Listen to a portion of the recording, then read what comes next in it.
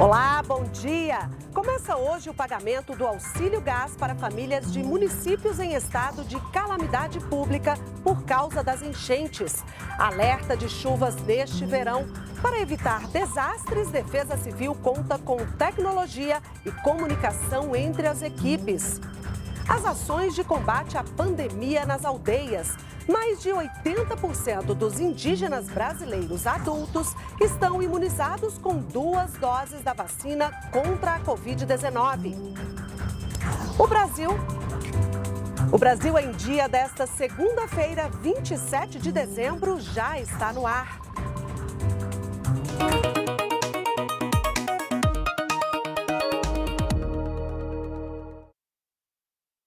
8 horas da manhã, estamos ao vivo pela TV Brasil e nossas redes sociais. A partir de hoje, o Auxílio Gás começa a ser pago para 108 mil famílias. Vamos conversar agora com a repórter Márcia Fernandes, que tem mais informações para a gente. Bom dia, Márcia. Oi, Luciana, bom dia para você, bom dia a todos que nos acompanham. É isso mesmo, esse pagamento do Auxílio Gás, ele começa hoje e vai ser pago para cerca de 108 mil famílias que são integrantes do programa Auxílio Brasil e vivem em cerca de 100 mil municípios que foram afetados, que decretaram estado de calamidade por causa das chuvas que atingem a Bahia e também Minas Gerais. O valor do benefício, Luciana, é de cerca de R$ 52,00, que corresponde à metade do valor do preço do botijão de gás aqui no Brasil, botijão de 13 quilos. Quem receber esse auxílio vai ser informado pelos aplicativos Caixa Tem e também pelo aplicativo do Auxílio Brasil e é por lá que vai receber este valor. Já as outras famílias, Lucianas, que têm direito a esse auxílio, que somam mais de 5 milhões e 400 mil famílias aqui em todo o Brasil, elas recebem o Vale Gás a partir do dia 18 de janeiro, esse valor já corrigido. O secretário especial de Desenvolvimento Social do Ministério da Cidadania, Robson Tuma, ele comentou sobre esse assunto. Vamos assistir. O Auxílio Gás será transferido para mais de 108 mil famílias, em 100 municípios de calamidade pública, principalmente na Bahia e em Minas Gerais. É um programa, o Auxílio Gás faz parte do programa Auxílio Brasil. E neste sábado, o governo federal criou uma operação conjunta de socorro aos municípios baianos afetados pelas enchentes. A base de apoio será instalada na cidade de Ilhéus. O verão no Brasil já começou e a previsão é de muita chuva nas próximas semanas. Para evitar desastres, a Defesa Civil Nacional conta com tecnologia e boa comunicação entre as equipes espalhadas pelo país. É por meio desse telão que uma equipe de profissionais de diferentes áreas monitora ocorrências de desastres naturais no país. Em parceria com estados e municípios, o SENAD, Centro Nacional de Gerenciamento de Riscos e Desastres, recebe informações como previsão do tempo e movimento das placas tectônicas. Com a chegada do verão e o período de fortes chuvas, que devem se estender até abril, esse monitoramento foi intensificado. Em uma sala virtual, equipes ficam conectadas 24 horas e, em caso de qualquer ocorrência, fazem contato direto com as defesas civis estaduais e municipais. Nós trabalhamos em articulação, por exemplo, com o Instituto Nacional de Meteorologia, o Instituto Nacional de Pesquisas Espaciais, o Centro Nacional de Monitoramento e Alerta de Desastres Naturais e várias outras agências com as quais nós colhemos e produzimos informações e as repassamos para estados e municípios, informando da possibilidade da ocorrência de algum desastre. Outra medida estratégica para o período foi a criação de grupos para troca de mensagens instantâneas com as defesas civis dos estados. Além de divulgar as recomendações da Defesa Civil Nacional, esses grupos servem como apoio para os estados tirarem dúvidas sobre alguns processos, como reconhecimento de situação de emergência, repasse de recursos para o atendimento à população, restabelecimento de serviços essenciais e também a reconstrução de áreas públicas danificadas. Canais importantes para ações como o socorro a municípios do Sudoeste, Sul e Extremo Sul da Bahia, onde as fortes chuvas já afetaram mais de 370 mil pessoas desde o fim de novembro. O diretor do SENAD lembra que existem ferramentas para que a população possa se prevenir em casos de desastres naturais, como o serviço de alertas por SMS e o Twitter da Defesa Civil, criado há 6 meses. Saber quem é a Defesa Civil no município, saber se sua casa está numa área de risco e tomar pequenas medidas de precaução, cuidar do ambiente em torno da sua casa. Os pais solteiros, chefes de família que receberam as 5 primeiras parcelas do auxílio emergencial em 2020 receberão esse valor retroativo em dobro. Somente mulheres solteiras, chefes de família, receberam as parcelas de R$ 1.200, 2 vezes o valor original dos R$ 600. O presidente Jair Bolsonaro assinou medida provisória com crédito extraordinário de 4 bilhões de reais para o Ministério da Cidadania pagar essas parcelas após a derrubada de um veto pelo Congresso Nacional. A MP foi publicada em edição extra do Diário Oficial da União na última sexta-feira. E o estado de Goiás ingressou no regime de recuperação fiscal para o refinanciamento de débitos com o Tesouro Nacional. O presidente Jair Bolsonaro assinou a homologação na véspera de Natal. Isso vai dar previsibilidade ao estado. O governo trabalhou de forma bastante objetiva nessa questão, entendendo os problemas de Goiás e atendendo o governador, porque ele é quem sabe realmente, de fato, dos problemas que o estado precisa. O presidente Jair Bolsonaro assinou medida provisória que destina um crédito extraordinário no valor de 6 bilhões de reais e 6 bilhões e 400 milhões de reais para compra e fornecimento de vacinas. Segundo o Ministério da Economia, com a ação, o governo federal reitera os esforços de garantir a oferta regular dos serviços e reduzir os efeitos da pandemia sobre a sociedade brasileira. Em 2021, o governo federal concluiu obras de saneamento em comunidades indígenas e levou mais de 12 milhões de atendimentos às aldeias. E os indígenas brasileiros deram exemplo de adesão à vacinação. Mais de 90% da população indígena com mais de 18 anos que vive em aldeias recebeu a primeira dose da vacina contra a Covid-19 e 84% está com umas 2 doses em dia.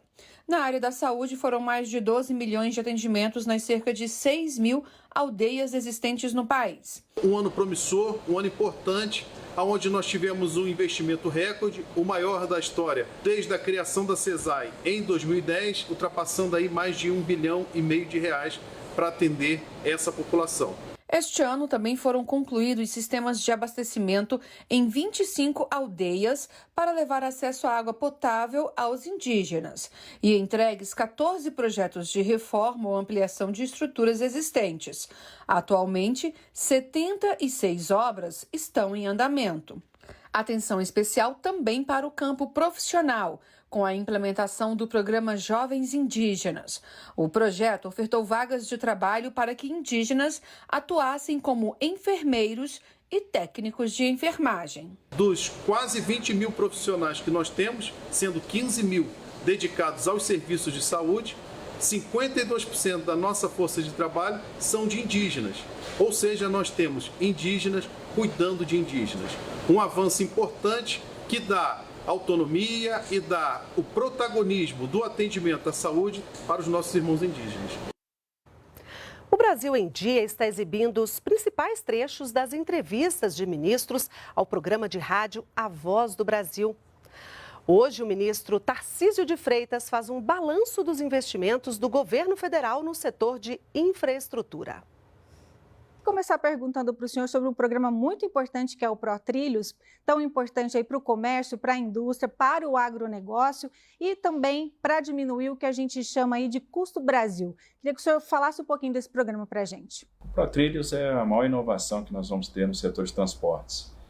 Ele, no final das contas, representa uma estratégia ferroviária baseada em 3 pilares, um pilar de novas concessões, de renovações antecipadas de contratos de concessão existentes com obrigações de investimentos, inclusive investimentos em outras malhas, e assim está nascendo a Ferrovia de Integração do Centro-Oeste, e agora um programa de autorizações ferroviárias que, sem dúvida nenhuma, vai provocar um maior avanço nesse segmento nos últimos 100 anos. A gente recebeu 49 pedidos de autorização para empreendedores que querem construir segmentos ferroviários, operar ferrovias. Isso representa aí mais 12.900 quilômetros de ferrovias no Brasil e 165 bilhões de investimento privado. Com essas ferrovias que vão entrar em operação nos próximos anos, a dependência do modo rodoviário diminui, a gente deve ter uma participação do modo ferroviário na matriz que vai dobrar, vai sair dos atuais 20% para 40%. Isso, além de ser muito mais sustentável, muito mais eficiente do ponto de vista energético, vai representar um ganho de eficiência e de custo muito grande. O custo Brasil, a gente estima que deve cair 35% com essa disponibilidade de oferta ferroviária que virá aí nos próximos anos.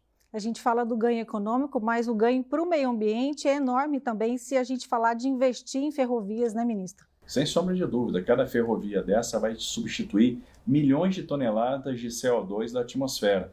Então é menos emissão de CO2, é menos emissão de material particulado, são menos acidentes, né? são menos colisões, todo mundo ganha com isso. Então, do ponto de vista da sustentabilidade, é muito relevante. A gente vai ter uma frota e um setor de transporte muito mais verde, muito mais sustentável. Falou-se muito das parcerias com a iniciativa privada nesse ano. Como que o senhor pode fazer um balanço dessas parcerias?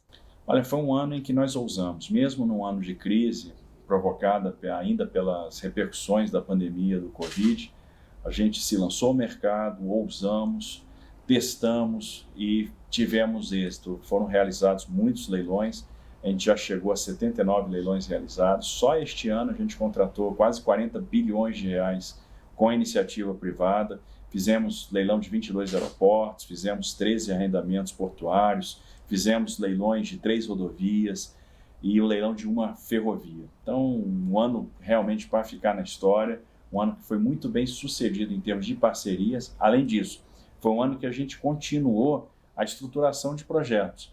Então, avançamos bastante. Então, isso permite dizer que no ano que vem nós teremos leilões também igualmente importantes, com a primeira privatização portuária da nossa história, que vai ser do Porto do Espírito Santo, a 7ª e última rodada de concessões de aeroportos, onde a gente transfere os 16 últimos aeroportos da Infraero para iniciativa privada, incluindo Congonhas e Santos Dumont. Vamos ter leilões importantes de rodovias, como as rodovias do Bloco do Paraná, são 6 lotes de rodovias lá, a BR-381 Minas para 262 Espírito Santo, que é a ligação de Belo Horizonte para Governador Valadares e João Monlevade para Viana, a BR-116 Rio de Janeiro em Minas, com a ligação do Rio de Janeiro para Governador Valadares. Enfim, nós vamos ter um ano de 22 também importante, repleto de realizações, muito em função daquilo que foi construído, principalmente ao longo do ano de 2021. Mas a gente falou das parcerias com a iniciativa privada, mas também tem os investimentos do governo federal que foram feitos. Tem como o senhor fazer um balanço desses investimentos para a gente? Olha, esse ano nós estamos concluindo com mais de 2.000 quilômetros de novas rodovias entregues, são duplicações, restaurações, recuperações, novas pavimentações, muitas pontes que separavam até unidades da federação do resto do Brasil. Veja que nós entregamos a ponte do Abunã, na ponta do estado de Rondônia, quase na fronteira com o estado do Acre, que era uma coisa que separava o estado do Acre do resto do Brasil. Então era ruim para empreendedores, para caminhoneiros que por ali passavam. Então é algo que trouxe esperança e entusiasmo para aquela região. Além da ponte Santa Filomena, entre Piauí e Maranhão, da ponte sobre o Rio São Francisco, na BR-101 Sergipe, e tantas outras entregas importantes. A gente viu a Ferrovia Norte-Sul operando na direção de Estrela do Oeste até Rio Verde, obras fundamentais em vários estados, como duplicações, restaurações, terminais portuários de pequeno porte na Amazônia, e para aquelas pessoas, esses terminais são fundamentais, porque representam a conectividade, a opção de transporte, muitas vezes, que eles têm, muitos investimentos na aviação regional. Então, de fato, é uma infraestrutura que está florescendo, está surgindo, se desenvolvendo. E a gente fica por aqui. Bom dia para você e até amanhã.